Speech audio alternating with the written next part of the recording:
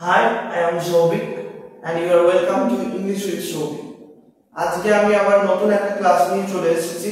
সেটা হচ্ছে যে ক্লাস 12 এ তোমাদের ওয়েস্ট বেঙ্গল হায়ার সেকেন্ডারি বোর্ডে যে সমস্ত টেক্সটগুলো আছে সেই সমস্ত টেক্সটগুলো আজকে আমরা প্রথম টেক্সটটা নিয়ে আলোচনা করব। ঠিক আছে, প্রথম টেক্সট বলতে তোমাদের যে একটা নাটক আছে দ্য প্রপোজাল, সেটার আজকে একটা ইন্ট্রোডাক্টরি ক্লাস আমি তোমাদের কাছে তুলে ধরবো। এইভাবে প্রত্যেকটা যতবার তোমাদের টেক্সট আছে প্রত্যেকটা টেক্সটেরই একটা করে ক্লাস আমি তোমাদের দিয়ে দেবো, যাতে তোমাদের 12 এর প্রত্যেকটা টেক্সট বুঝতে খুব সুবিধা হয়। ঠিক আছে, আজকে আমি শেখাবো অ্যান্টন চেখভের দ্য প্রপোজাল, যে নাটকটার একটা প্রিফেক্স অর্থাৎ নাটকটা পড়ার আগে যে সমস্ত বিষয়বস্তুগুলো জানা দরকার এবং নাটকটাকে বোঝার জন্য যেগুলো জানা দরকার সেগুলো আজকে আমি তোমাদের সামনে তুলে ধরব। ঠিক আছে, তো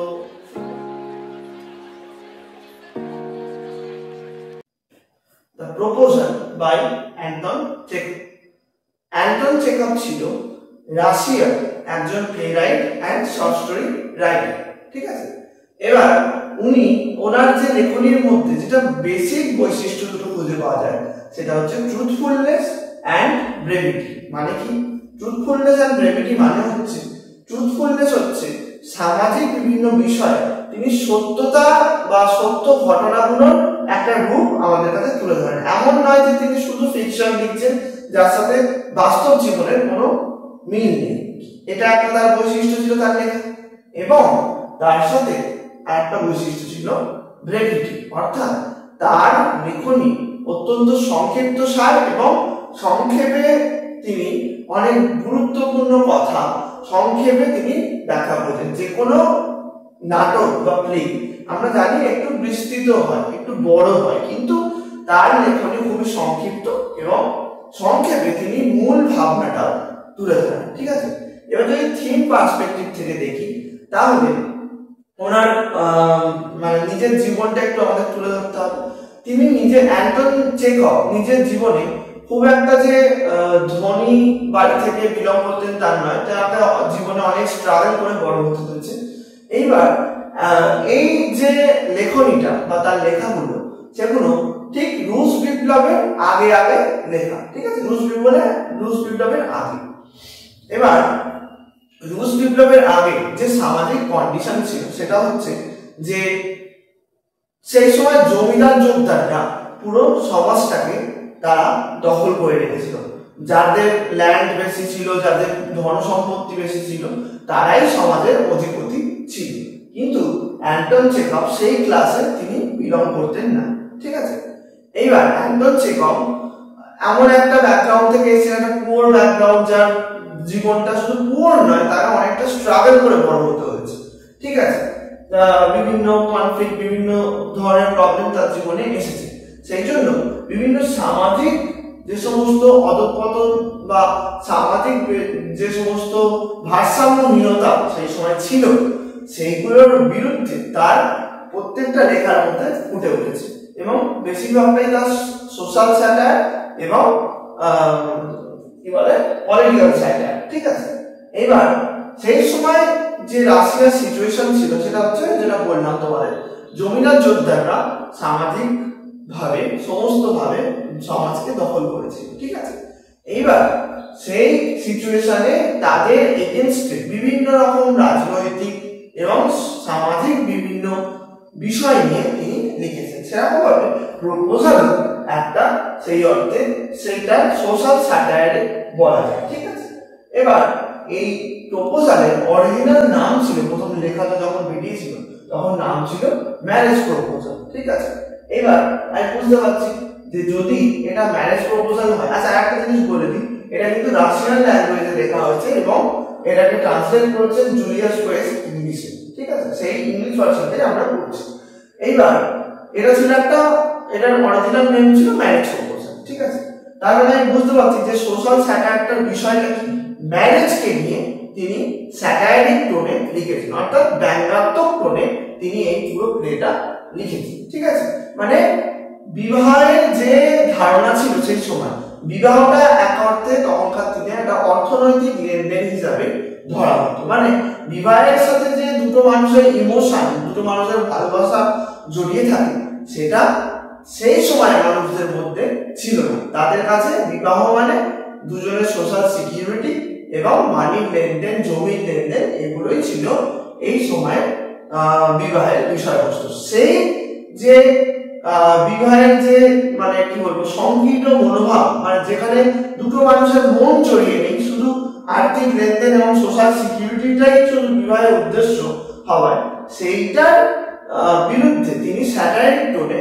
এই প্লেটা লিখেছেন। ঠিক আছে, এবার আমি যদি নেক্সট পয়েন্ট আলোচনা করতে চাই, যে অ্যারিস্টটল বলেছেন যে যে কোনো প্লে 5টা অ্যাক্টে গঠিত হওয়ার কথা, মানে বিস্তৃত বড় একটা প্লে হওয়ার কথা। মানে অ্যারিস্টটল বলেছেন যে 5টা অ্যাক্টের কমে প্লের যে মানে একদম নিচে থেকে একদম উপরে যাওয়া এবং তারপর ডাউনফল, এই যে একটা প্লের একটা ভূমিকা যেটা ট্র্যাজেডিতে আমরা দেখতে পাই, সেইটা একটা 5টা অ্যাক্টের কমে করা সম্ভব নয়।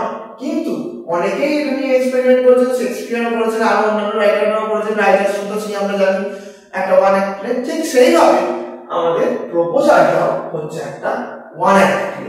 ঠিক আছে, এটা হচ্ছে একটা 1 অ্যাক্ট প্লে। 1 অ্যাক্টের অর্থ কি? 1 অ্যাক্টের অর্থ হচ্ছে brief, limited incidents, limited characters and only 1 stage. এর মানে কি বলছে? নাটকটা হবে ছোট, সংক্ষিপ্ত ভাবে একটা গুরুত্বপূর্ণ বিষয় আমাদের সামনে তুলে ধরেছে, এবং এখানে ইনসিডেন্টস হবে খুব লিমিটেড, বেশি ঘটনা ঘটবে না। লিমিটেড ক্যারেক্টার, হয়তো 2 থেকে 3 থেকে 4টে ক্যারেক্টার মূল থাকবে, আর বেশি ক্যারেক্টার এখানে থাকবে না।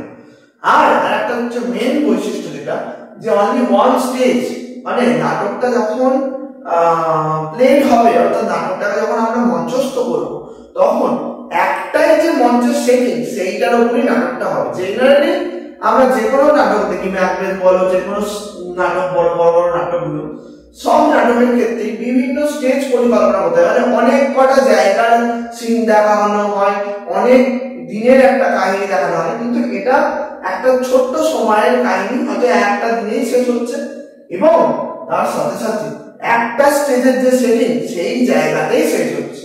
এই প্রপোজালের ক্ষেত্রে আমরা দেখতে পারি যে এখানে যে বাবা অর্থাৎ চুবুকপ, সেই চুবুকপের যে ড্রয়িং রুম, সেখানেই একটা শুরু হচ্ছে, সেখানেই শেষ হচ্ছে। ঠিক আছে, সেই জন্য বলছি এটা হচ্ছে একটা 1 অ্যাক্ট প্লে। এখানে একটাই স্টেজের গঠন দেখানো হবে। ঠিক আছে, আচ্ছা নেক্সট সোশ্যাল স্যাটায়ার। এখানে বেসিক্যালি ম্যানেজের বিষয়ে একটা ব্যঙ্গাত্মক টোনে বলা হয়েছে, যেটা তোমাদের বললাম, এবং যেটা তোমাদের বললাম যে জমিদার যোদ্ধারা যে সময় রাজত্ব করতেন, এবং জমিদার যোদ্ধাদের এই ম্যানেজের যে কনসেপশন, সেটার এগেইনস্টে যেটা লিখেছে, এই জমিদার যোদ্ধাদের বলা হতো ল্যান্ডেড জেন্ট্রি সেই সময়। ঠিক আছে, আর একটা বিষয় কি, এটা এই নাটকটা আসতে পারে যে অ্যাজ এ ফার্স তোমরা আলোচনা করো। ফার্সের অর্থ হচ্ছে বিভিন্ন hyperbolic statement or situation create হবে। মানে তুমি নাটকটা পড়লেই বুঝতে পারবে যে কতটা বাড়িয়ে বাড়িয়ে বিভিন্ন এমন কিছু এক্সক্লামেশন দিচ্ছে, এমন কিছু টোনে কথা বলছে, যেটা মনে হচ্ছে সবকিছুতে একটু বাড়িয়ে চাড়িয়ে বলা, যেটা কিন্তু নরমালি দরকার নেই, কিন্তু বাড়িয়ে বাড়িয়ে বলার এই স্টেটমেন্ট গুলোকে আমরা ফার্স বলি, যেটার ফলে একটা নাটক পড়ার সময় একটা লাফটারের সৃষ্টি হয়। এই লাফটার সৃষ্টি করাটাই এই ফার্সের একমাত্র কাজ। ঠিক আছে, যে এমন ভাবে বলবো যাতে ওটার ফলে একটা হাস্যরস তৈরি হয়। ঠিক আছে, এটা হচ্ছে ফার্স। আর এর ক্যারেক্টার খুবই লিমিটেড, যেটা বললাম। এখানে চুবুকপ, লোমক আর নাতালিয়া, এই তিনটেই ক্যারেক্টার। চুবুকপ হচ্ছে এমন একজন বাবা, যে বাবা তার মানে যে মেয়ে অর্থাৎ নাতালিয়াকে বিয়ে দেওয়ার জন্য পাগল হয়ে গেছে। কারণ তার মনে হয়, মানে সেই সময় সমাজে, কিন্তু আমাদের সমাজেও এখন দেখা যায় কিছু কিছু ক্ষেত্রে, এখন হয়তো খুব প্রত্যন্ত অঞ্চলে দেখা যায়, কিছুদিন আগে অব্দি দেখা যেত এটা, যে যারা যে মেয়েকে, বাড়ির মেয়েকে তারা একটা বোঝা মনে করে, যত তাড়াতাড়ি তাদের বিয়ে দেওয়া সম্ভব সেটা তারা করার চেষ্টা করে। সেটা আমরা চুবুকপের ক্যারেক্টারের মধ্যে দেখি। ঠিক আছে, লোমক হচ্ছে একজন যে প্রথম কথা হচ্ছে তার একটা রোগ ছিল হাইপোকনশিয়া, মানে হচ্ছে ছোটখাটো জিনিসকে বড় রোগ হিসেবে কল্পনা করার ফলে সবসময় সে প্যানিক কাজ করছে তার মধ্যে, সবসময় তার মধ্যে একটা রোগের ভয় কাজ করছে। সেই কারণে সে তার সোশ্যাল সিকিউরিটির জন্য নাতালিয়ার কাছে বিয়ের প্রস্তাব নিয়ে আসে, যেটা চুবুকপকে এসে বলবে। ঠিক আছে, এরও সোশ্যাল সিকিউরিটি দরকার, কারণ তার জীবনে কোনো স্থিরতা নেই, কারণ তার এই শরীর খারাপ, এই সেই জন্য একটা তার বিবাহিত স্ত্রী দরকার, যে বাড়িতে থেকে তার বাড়ির মানে দেখাশোনা করবে, তার দেখাশোনা করবে। সেই যে নিম্ন মানে একটা মানসিকতা, সেটা নোবেল ক্যারেক্টারের মধ্যে আমরা দেখতে পাই। আর নাতালিয়ার ব্যাপারটা কি, নাতালিও বিয়ের জন্য খুবই উদ্গ্রীব হয়েছিল, কারণ বিভিন্ন কারণে নাতালিয়ার বারবার বিয়ে ভেঙে যায়, এই জন্য নাতালিও বিয়ে করার জন্য একটা উদ্গ্রীব হয়েছিল। এবং এই তিনজনের মধ্যে একটা কমন ফ্যাক্টর হলো যে তাদের সবারই বিয়েটা কোনো ইমোশন বা কোনো ভালোবাসার বন্ধন বলে মনে হয় না তিনজনের কাছে। তাদের কাছে মনে হয় বিয়েটা হচ্ছে জমির আদান প্রদান, টাকা পয়সার আদান প্রদান এবং একটা মেটেরিয়ালিস্টিক চিন্তা ভাবনার একটা বহিঃপ্রকাশ এই প্লের মধ্যে দিয়ে আমরা দেখতে পাচ্ছি, যেটা সেই সময় সমাজে মানে বিরাজমান ছিল। ঠিক আছে, এই হলো মেইনলি প্রপোজালের ইন্ট্রোডাক্টরি ক্লাস, যেটা আমি তোমাদের দিতে চেয়েছিলাম। ইন্ট্রোডাক্টরি ক্লাসের পরে নেক্সট ক্লাস থেকে আমরা এই নাটকটা নিয়ে মানে যতটুকু তোমাদের বললাম, এই বিষয়টা হচ্ছে নাটকের আগে অবধি প্রিফেসটা পুরোটা বলে দিলাম, এরপরে নাটকটা পড়তে পড়তে আমরা ঘটনাক্রমটা বুঝতে পারবো। ঠিক আছে, আর এটাই ছিল আমাদের ইন্ট্রোডাক্টরি ক্লাস প্রপোজাল বাই একজন চেকআপের উপর। ঠিক আছে, থ্যাংক ইউ সো মাচ। আর তোমাদের 12 এর প্রত্যেকটা টপিকের উপর, প্রত্যেকটা টেক্সটের উপর আমি তোমাদের এরপর থেকে ভিডিও বানিয়ে দেবো, এবং যাতে 12 এ তোমরা সাফল্য অর্জন করো সেই জন্য তোমাদের জন্য ডিটেইলসে সুন্দর ক্লাস আমি তোমাদের কাছে তুলে ধরবো। ঠিক আছে, থ্যাংক ইউ সো মাচ।